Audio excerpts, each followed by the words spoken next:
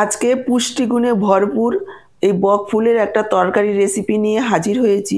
বক ফুলের বড়া ভাজা তো আপনারা খেয়েছেন। একবার এইভাবে তরকারি বানিয়ে খেয়ে দেখবেন, অসাধারণ খেতে হয়। অসাধারণ বললেও কম বলা হবে, এতটাই টেস্টি হয়। রান্না করাও একেবারে সহজ। যারা কোনোদিনও এই বক ফুলের তরকারি খাননি, একবার বানিয়ে খেয়ে দেখবেন, বারবার খেতে ইচ্ছে করবে। আমিও বক ফুলের তরকারি কোনোদিন খাইনি। যেদিন প্রথম খেয়েছি এতটাই টেস্টি লেগেছিল যে এটা বন্ধুদের সাথে শেয়ার করা অবশ্যই দরকার। কেননা বক ফুলে প্রচুর পরিমাণে ভিটামিন রয়েছে, যেটা আমাদের শরীরের পক্ষে ভীষণই ভালো। আর খুব সহজে তৈরি করা যায়, অল্প উপকরণে, ঘরোয়া উপকরণে তৈরি হয়ে যায়। তো চলুন দেখে নেওয়া যাক।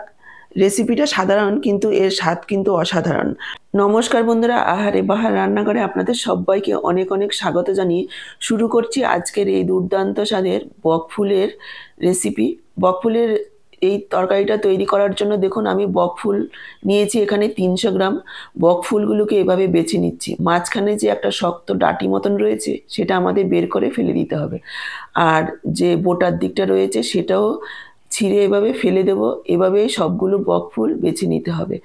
মাঝখানে শীটটা থাকলে শক্ত থাকবে, আর বোটাগুলো খেতে একটু তেতো হয় সামান্য, ওটা ফেলে দিলে খেতে ভীষণই ভালো। তারপর বকফুলগুলোকে দেখুন এভাবে একটু বড় বড় করে টুকরো করে নিচ্ছি, যাতে করে আমাদের রান্না করতে একটু সুবিধে হবে। চাইলে না কুচালেও হবে।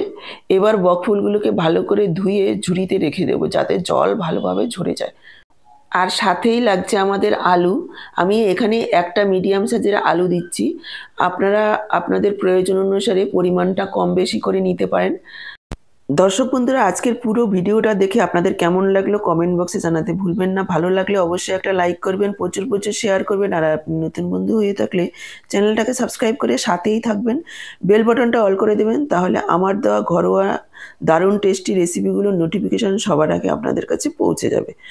দেখুন আলুটাকে আমি এভাবে ছোট ছোট করে টুকরো করে কেটে নিচ্ছি। একটু ছোট করে কাটার চেষ্টা করবেন, তাহলে আমাদের রান্না করতে সুবিধা হবে। যেহেতু বকফুলগুলো রান্না করতে সময় খুব কম লাগবে, আলুগুলো ছোট করে কেটে নিলে তাড়াতাড়ি সেদ্ধ হয়ে যাবে। সাথেই নিয়ে নিচ্ছি একটা টমেটো, এভাবে ছোট করে কুচিয়ে নিচ্ছি। আর এদিকে একটু মশলা তৈরি করে রাখবো। দেখুন সামান্য একটু হলুদ গুঁড়ো নিয়ে নিলাম একটু জিরের গুঁড়ো, একটু ধনের গুঁড়ো, আর নিয়ে নিচ্ছি সামান্য একটু লাল লঙ্কার গুঁড়ো। একটু জল দিয়ে গুলিয়ে রাখবো। যেহেতু আমার বকফুলের পরিমাণটা অল্প পরিমাণে রয়েছে, মশলাটাও আমি অল্প পরিমাণেই দিয়েছি। আপনাদের প্রয়োজন অনুসারে কম বেশি করে নেবেন। সাথেই দিয়ে দিলাম একটু কাশ্মীরি লাল লঙ্কার গুঁড়ো, কালারটাকে সুন্দর করার জন্য। এবার এদিকে চলে এসেছি মূল রান্নায়। গ্যাসে কড়াই বসিয়ে দিয়ে দিলাম সাদা তেল। আমি আজকে রান্নাটা সাদা তেলেই করছি। তেল গরম হয়ে যাওয়ার পর এখানে দিয়ে দিলাম সাদা জিরে ফোড়নে আর একটা শুকনো লঙ্কা। এবার কেটে রাখা আলু দিয়ে দিলাম। আলুগুলোকে লালচে করে ভেজে নেব। গ্যাসের ফ্লেমটাকে মিডিয়ামে রেখে এভাবে নাড়াচাড়া করে আলুগুলোকে একেবারে লালচে করে ভেজে নিতে হবে।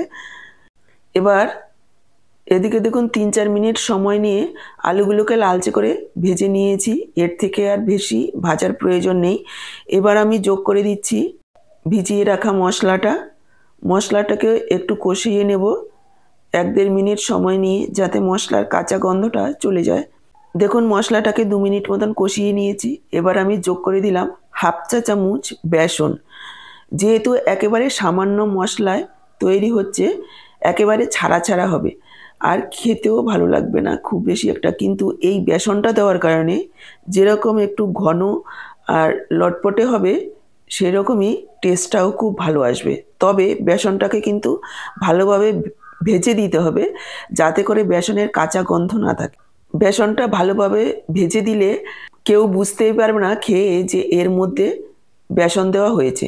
যেহেতু সম্পূর্ণ নিরামিষ, পেঁয়াজ রসুন ছাড়া, অল্প মশলায় এভাবে একটু বেসন দিয়ে রান্না করলে ভালো লাগবে খেতে, কিন্তু বোঝা যাবে না যে আপনি বেসন যোগ করেছেন। মাঝে মাঝে একটু সামান্য 2-3 বার জল দিয়ে এভাবে ভেজে তারপর নিতে হবে। দেখুন আমি 2-3 বার জল দিয়ে ভাজা ভাজা করে নিয়েছি।